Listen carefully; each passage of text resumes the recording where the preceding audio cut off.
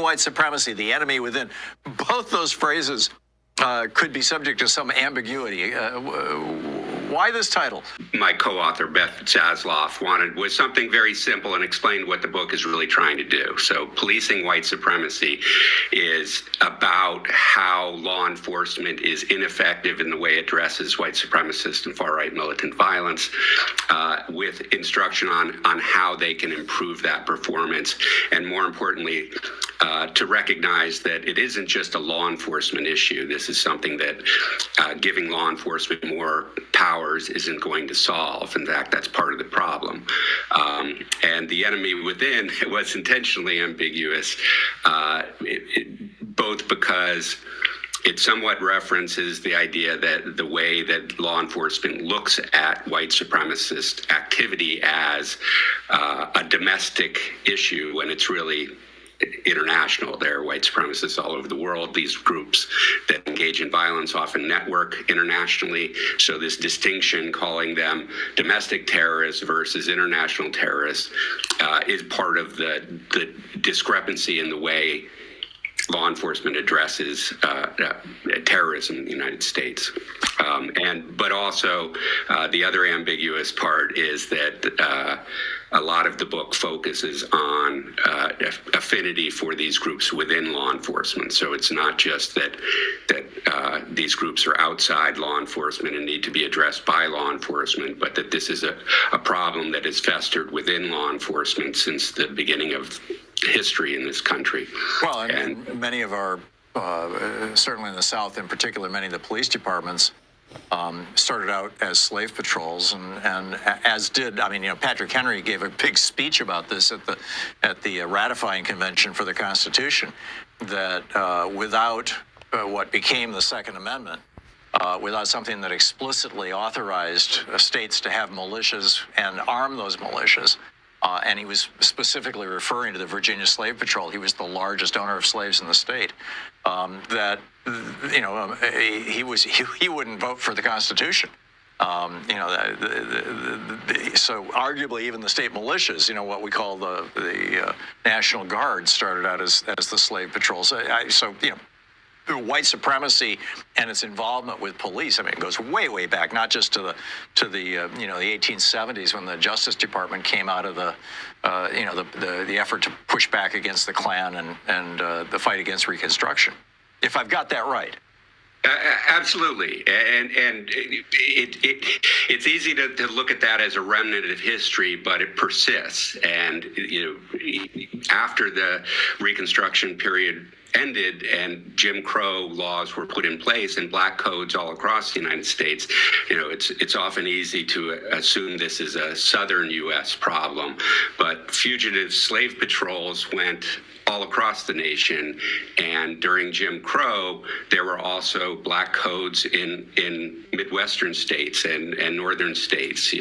Vigilante groups like the Ku Klux Klan were powerful in Southern California. So this has never been just a regional problem. It's always been within the entire country in the way that our society creates racial hierarchies, and the police are the ones who enforce those hierarchies. The towns where a person of color is met on one side of the town by a police officer who takes them to the other side of the town and says, don't be here past sundown. These laws and policies were always enforced by police. So part of this has to do with how we define, in the modern context, how we define terrorism. This is the word du jour since 9/11, and or the word decade or whatever. Right. And here we've got this guy who blew himself up in front of the Trump Hotel in Las Vegas, left behind two manifestos. One of them said, fellow service members, veterans, and Americans, it's time to wake up. Americans only pay attention to spectacles and violence. What better way to get my point across than with fireworks and explosives? Rally around Trump, Musk, Kennedy, and ride this wave to the highest hegemony for all Americans. He says, Americans must wake up purge the government and military. Military and vets must move on D.C. Militias facilitate and augment this activity until the purge is complete. He said, try peaceful means first, but prepare to fight to get the Dems out of the federal government and military by any means necessary. They all must go, and a hard reset must occur for our country to avoid collapse. If he was speaking not of Republican Democratic politics, but instead on behalf of Islam, and he had brown skin, he would have been labeled a terrorist instantly. And instead, I have not heard one single news report refer to this guy as a terrorist. What's going on with this? That's right. The way that not just law enforcement, but the media talk about terrorism is highly politicized, and that's really part of the problem. As you said, it comes definitionally, this concept of terrorism is a highly politicized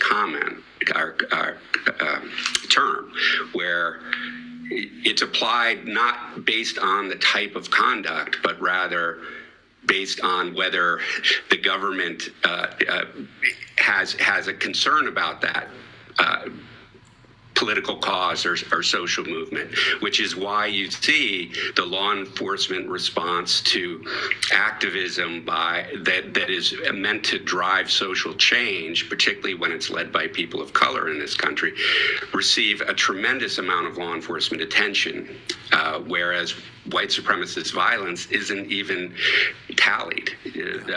For years, we've been, and in fact, Congress passed a law requiring the FBI to document the number of domestic terrorism incidents, including breaking it down by white supremacists and the fatalities resulting thereof. And the FBI, as you said, for 25 years now, we've considered terrorism our number one priority, counterterrorism our number one priority, but they say that they don't collect domestic terrorism incident data. They don't know how many people white supremacists killed this year, last year, or any other year. I want to get to your experience being undercover with these people, but it seems to me that it's not just race, that it's almost a caste system, certainly a class system. I mean, you've got obviously, race a big factor in this one. Dylan Roof killing a half a dozen people, black people in a church, and the police drive him to a Burger King because he says he's hungry, he hasn't had lunch, on the way to jail. And then you contrast that with, Luigi, who shot a white multimillionaire CEO, and they march him to jail with a phalanx. I mean, with a military escort virtually, as if he was Osama bin Laden. The contrast is frankly shocking. And they never prosecuted Dylan Roof as a terrorist, as I recall. I think he was just prosecuted for murder, whereas Luigi is being prosecuted for terrorism as well. What does that tell you? Well, it tells me there's a differentiation in how the FBI and the Justice Department address white supremacist violence. And part of that comes from the history. One of the frustrations I've had over the last several years is a very widespread concept or idea by people who have previously been federal prosecutors who argue there is no domestic terrorism law. That's false, absolutely false. You can open the U.S. Code. There's an entire chapter called terrorism that defines both international and domestic terrorism simply by geography. Terrorism that occurs in the United States is domestic. Terrorism that occurs outside the United States is international. But they create these domestic terrorism categories by ideology. And then because they're not collecting data about who are the most persistent threats and who are the most serious threats, i.e. killing people, they're able to pick and which groups to prioritize. And they tend to prioritize groups that are engaged in less activity and less serious violence.